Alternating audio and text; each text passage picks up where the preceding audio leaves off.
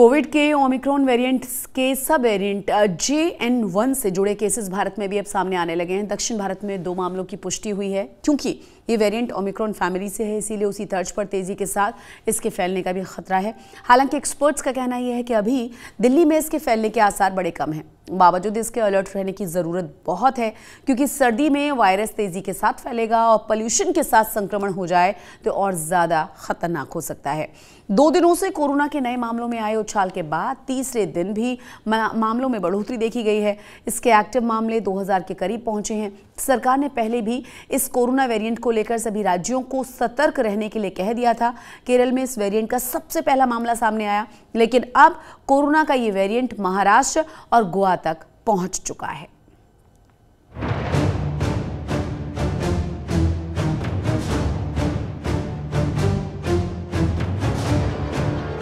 सर्दियां आने के साथ ही देश भर में कोरोना का खतरा फिर से बढ़ने लगा है।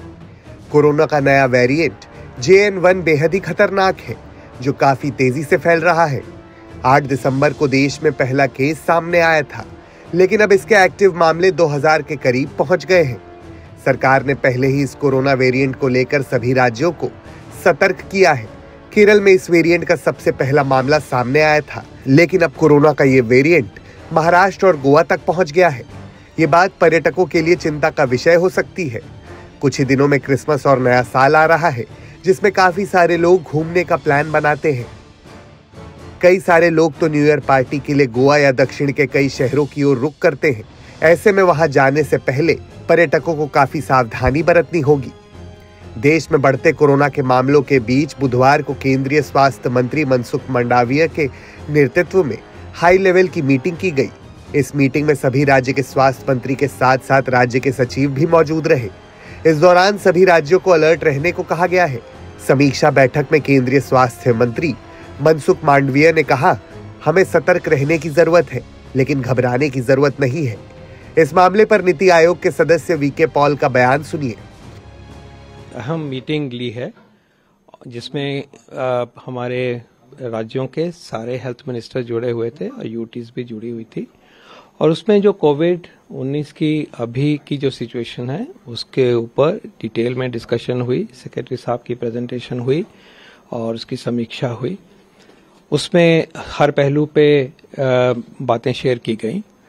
आज की सिचुएशन ये है कि देश में एज पर आवर रिकॉर्ड्स लगभग 2300 एक्टिव केसेस हैं। कल कोई 519 केस रिपोर्ट हुए हैं। इसके पहले 2 हफ्ते में 10 दिन में 100-110 इस तरह से केसेस आते हैं, लेकिन ट्यूसडे की रिपोर्टिंग वीकेंड की कई बार हाई होती है। ये वो भी हो सकता है, लेकिन हो सकता है कि प्रभाव इस सिचुएशन में इस स्वरूप में कोविड-19 का बढ़ रहा है। कोरोना के नए वेरिएंट के बढ़ते खतरे को देखते हुए उत्तराखंड सरकार सतर्क हो गई है। मंगलवार को राज्य सरकार ने सभी जिलों और अस्पतालों को एहतियाती सलाह जारी की गई है। देश भर में तेजी से बढ़ते मामले सामने आने के बाद उत्तराखंड संभावित प्रकोप से निपटने की तैयारी कर रहा है। ओमिक्रॉन का जो सब वेरिएंट है JN.1, उसको लेके भारत सरकार से कल गाइडलाइंस जारी हुए हैं। मैं इसमें एक बात ये बताना चाहूँगा कि उत्तराखंड में इस स्ट्रेन की अभी तक कोई पुष्टि नहीं हुई है और माह नवंबर 2023 से कोई कोविड पॉजिटिव केसेस की भी कोई पुष्टि नहीं हुई है उत्तराखंड में। भारत सरकार के जो इंस्ट्रक्शंस हैं, उसमें मेन पॉइंट ये है कि सर्वेलेंस बढ़ा दिया जाए। सो हमने सभी जिलाधिकारीगण एवं CMO को इंस्ट्रक्ट किया है कि अपने स्तर पर सर्वेलेंस बढ़ा दें। और इसके अलावा भारत सरकार के गाइडलाइंस में ये भी है कि एडिक्वेट टेस्टिंग की जाए और कम्युनिटी अवेयरनेस की जाए। ये हमने इंस्ट्रक्शंस में मेंशन किया है। जानकारी के लिए हमारे साथ हमारे खास मेहमान डॉक्टर जुड़ गए हैं, डॉक्टर मनोज गोयल। बहुत स्वागत है डॉक्टर आपका। डॉक्टर मनोज, सबसे पहले मैं समझना चाहूँगी कि कहा यह जा रहा है कि दिल्ली NCR में हालांकि अभी तक इस तरह के केसेस नहीं पाए गए हैं कोरोना के, लेकिन अगर केसेस आते हैं तो और ज़्यादा मुश्किलें हो सकती हैं, क्योंकि यहाँ पोल्यूशन बहुत ज़्यादा है।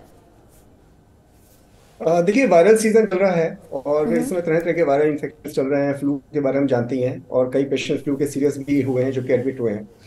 और जहाँ तक इस कोविड वेरिएंट का सवाल है, ऐसा ये कहना कि दिल्ली में नहीं आएगा या दिल्ली में नहीं फैलेगा, ऐसा गलत है। क्योंकि जनरली हमने ये देखा है कि जो इन्फेक्शंस हैं जितने भी आते हैं कोविड के स्पेशली, वो हमारे साउथ की तरफ से आते हैं, केरला से आते हैं, फिर मेरा महाराष्ट्र में जाता है, गोवा जाता है, फिर दिल्ली की तरफ मूव करता है। जी। तो ऐसा नहीं सोचना चाहिए कि ये इन्फेक्शन दिल्ली एनसीआर में नहीं पहुंचेगा। यहाँ पे भी इसके पहुंचने की पूरी संभावना है और कभी भी पहुंच सकता है।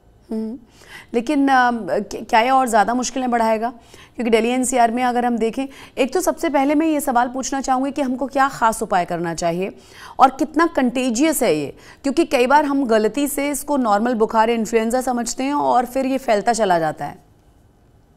देखिए, ऐसा है कि लास्ट ईयर भी जब ओमिक्रॉन वायरस आया था और डेल्टा वेव हम लोग काफी परेशान हुए थे, तो बहुत ज्यादा चिंता हुई थी कि एक थर्ड वेव शुरू हो गई। पर फॉर्चुनेटली हमने देखा था कि जो डेल्टा वेव था, वो जो ओमिक्रॉन वेव था, उसमें जो इन्फेक्शन था वो बहुत ही माइल्ड था। हालांकि हाई ट्रांसमिसिबल था, बहुत सारे लोग इन्फेक्ट हुए थे, जिन्होंने पहले वैक्सीन लगाई हुई थी उनको भी, वो लोग भी इन्फेक्ट हुए थे। पर देखा गया था कि ओमिक्रॉन वेरिएंट बहुत आसानी से उस समय जो इन्फेक्शन हुआ था निकल गया था और कोई परेशानी नहीं हुई थी। ये जो वायरस, ये भी ओमिक्रॉन लाइनेज का ही एक सब वेरिएंट है। और अभी ये देखा गया है कि सितंबर से इसके बारे में पता है, जो कि यूएस, चाइना और काफी कंट्रीज, करीब 38 कंट्रीज में फैला हुआ है। पर कहीं से भी कोई ऐसी चिंता का विषय नहीं है, कोई से ऐसे कंसर्न नहीं आ रहे हैं कि ये लीथल है या डिवास्टेटिंग इलनेस कर रहा है, ऐसा नहीं है। और डब्ल्यूएचओ ने भी इसको एक VOI का, यानी वेरिएंट ऑफ इंटरेस्ट का है, not VOC, that is variant of concern नहीं है।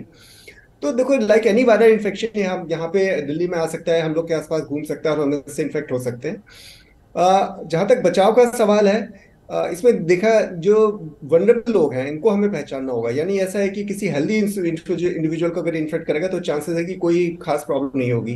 पर जो लोग एल्डरली हैं, जैसे 60+ है, जिनको मल्टीपल कोमॉर्बिडिटीज हैं, डायबिटीज है, हार्ट की प्रॉब्लम है, अंडरलाइंग रेस्पिरेटरी डिजीज है, कैंसर पेशेंट्स है, या इम्यूनोसप्रेसिव थेरेपी पे हैं, या ट्रांसप्लांट पेशेंट्स हैं, उनमें ये सीरियस डिजीज कर सकता है। तो इस वनरेबल ग्रुप को खास तौर से विशेष सलाह दी जाती है कि अपने बचाव करें। और ऐसे लोगों को आवश्यक है कि वो मास्क जरूर पहने, जो कि हमारे कोविड अप्रूव्ड प्रोटोकॉल में आता है, जैसे मास्क की पहना, सोशल डिस्टेंसिंग करना, हैंड वॉशिंग करना, ये बहुत ज्यादा जरूरी है। हम एक बार ये कहना चाहता हूँ कि जिन लोग को इन्फ्लुएंजा लाइक इलनेस हो रही है, जैसे जिन लोगों को फीवर हो रहा है या खांसी हो रही है, हेडेक हो रहा है, अगर ये सारे सिम्टम है, इन्फ्लुएंजा लाइक इलनेस के सिम्टम है, तो कम से कम उन लोग को अपने को घर में रहना चाहिए। उनको बाहर लोगों से मिलना जुलना नहीं चाहिए, ताकि वो इन्फेक्शन ना फैला सकें। देखो, इन्फ्लुएंजा और कोविड इन्फेक्शन, ये जो हमारा JN1 इन्फेक्शन, इन दोनों के सिम्टम्स में डिफरेंशिएट करना बहुत ज्यादा मुश्किल है। पर यदि किसी को फीवर बहुत हाई ग्रेड हो रहा है, और अगर किसी को ब्रीदिंग डिफिकल्टी हो रही है, अगर उसका ऑक्सीजन ड्रॉप हो रहा है और फीवर 3-4 दिन के अंदर नहीं टूट रहा है, तो उसको जरूर अपना टेस्ट करवा लेना चाहिए। ये प्रायोरिटी ग्रुप है, जिन लोगों को जरूर जितना जल्दी हो सके अपना कोविड टेस्टिंग कराना चाहिए। पर आमतौर पे एक पैनिक बना करके कि हर आदमी को जरा थोड़ा सा भी सर्दी जुकाम हो, खांसी बुखार हो हल्का फुल्का, और वो अपना टेस्टिंग करवाए, ऐसा अभी मेरे ख्याल से उचित नहीं है। बेसिक चीज है कि इसमें बहुत सतर्क रहने की जरूरत है, परंतु चिंता की भी कोई जरूरत नहीं है। मतलब हम जो पहले उपाय बताए गए थे, सोशल डिस्टेंसिंग हो गया, मास्क हो गया, बार बार हाथ धोना हो गया, मतलब ये तमाम चीज़ें बहुत हेल्पफुल हो सकती हैं। तो क्योंकि इंडियंस के साथ दिक्कत ये है ना, चीज़ें जैसे ही थोड़ी सी सॉल्व होने लगती हैं, थोड़ा आराम मिलने लगता है और हम पूरी तरह से भूल जाते हैं पुराने दिनों को। और इस बार फिर से हम वही देख रहे हैं कि मास्क बहुत ही कम नज़र आते हैं। तो कम से कम अगर इन तमाम उपायों को अपनाते रहा जाए तो बचा जा सकता है। नहीं, मैं बिल्कुल आपसे इस बात से सहमत हूँ। देखो, जहां तक हमारे प्रधानमंत्री जी ने भी एक बार कहा था कि मास्क पहनना, हाथ सफाई रखना, स्वच्छता रखना, ये एक सिविलाइज सोसाइटी की एक पहचान है। अगर हम देखें जापान में जाएं या ईस्टर्न कंट्री में जाएं, वहां देखें, वहां पर कोविड हो या ना हो, वायरल इन्फेक्शन हो या ना हो, मौसम साफ हो, कुछ भी हो, वो सब लोग मास्क पहनकर रहते हैं, दूर से नमस्कार करते हैं, हाथ धोते रहते हैं और अपनी हाइजीन का ख्याल रखते हैं। तो ये एक बेसिक रेस्पॉन्सिबिलिटी है कि केवल ये ना सोच के हम अपना ख्याल रखें, इन चीजों को प्रयोग करें कि भाई हमें कोविड होगा, बल्कि इसलिए कि ये हमें बहुत सारी चीजों से बचाते हैं। पोल्यूशन के जो साइड इफेक्ट उनसे भी बचाते हैं, तरह तरह के जो वायरल इन्फेक्शन है उनसे भी बचाते हैं। तो ये हमारा एक सिविल सोसाइटी का एक रेस्पॉन्सिबिलिटी बनता है कि जस्ट बिकॉज कोविड आ रहा है उससे मास्क पहने, हमें अदरवाइज भी अपने को मास्किंग करके रखना चाहिए, सफाई से रहना चाहिए, हाथ धोते रहना चाहिए, जो बहुत आवश्यक है। और ये हमारी दिनचर्या का एक रूटीन होना चाहिए as a matter of fact. Doctor Manoj, एक और चीज़ जो बहुत ज़रूरी है और शायद लोग आपकी बात ज़रूर सुने, बहुत ज़्यादा मुश्किलें ना भारत में भी यूरोप की तरह होने लगी हैं। पैकेज्ड फूड, जो प्रिजर्वेशन वाला खाना हम खाते हैं, और अडल्ट्रेशन, ये दोनों चीज़ें धीरे धीरे, तुरंत नहीं लेकिन धीरे धीरे हमारी इम्यूनिटी को कमज़ोर करती हैं। हमारा लाइफस्टाइल भी आजकल बहुत ही ख़राब होने लगा है। तो ये सिर्फ कोरोना की बात नहीं है, बाकी की बीमारियों में भी लगातार ये बहुत मददगार साबित होता है। जब आपकी इम्यूनिटी बहुत कमज़ोर हो, जब आपका खान पान बहुत ख़राब हो, दिनचर्या बहुत ख़राब हो, क्या खास करना चाहिए, कैसे में ध्यान देना शुरू कर देना चाहिए? देखिए, मैं आपकी बात से बिल्कुल सहमत हूँ। इम्यूनिटी बढ़ाने के लिए कोई दवाई नहीं आती है कि हमें विटामिन दे दो, बी कॉम्प्लेक्स दे दो, ये दे दो, वो दो, उससे नहीं होता।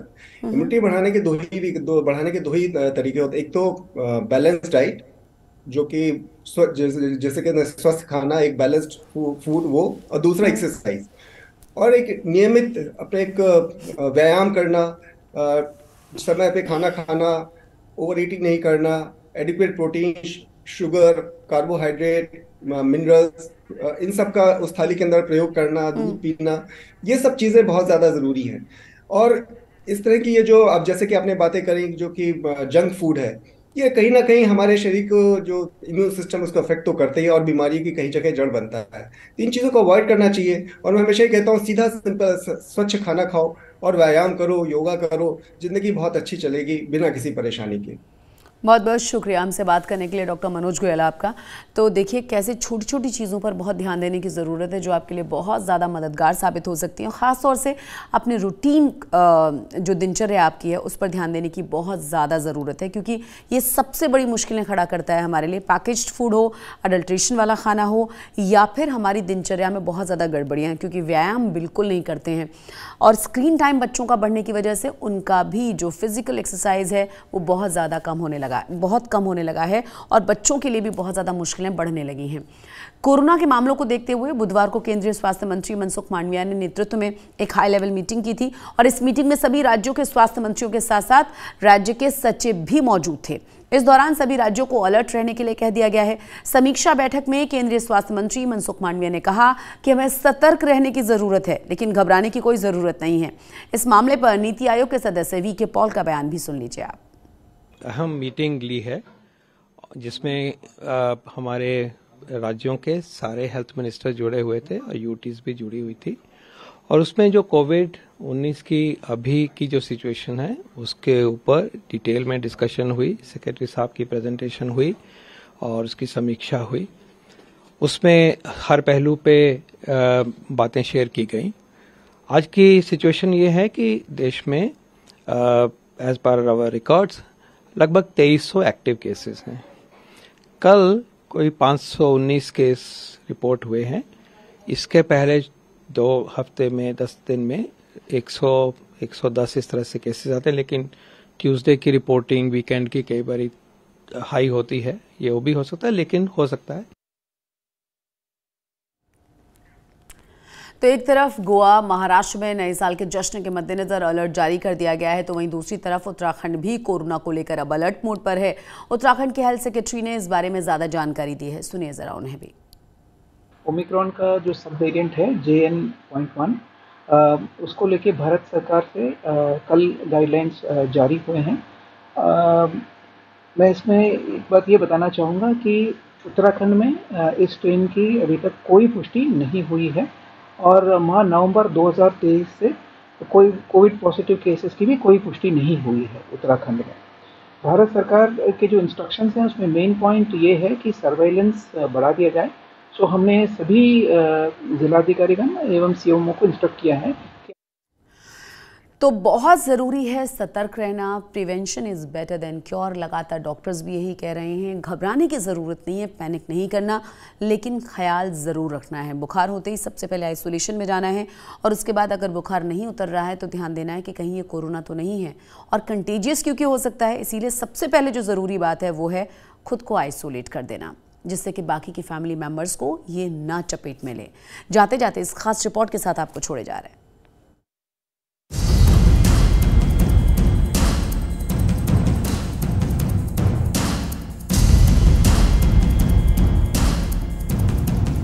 इस वक्त अगर कोरोना का सबसे बड़ा कहर कहीं दिख रहा है तो वो है सिंगापुर।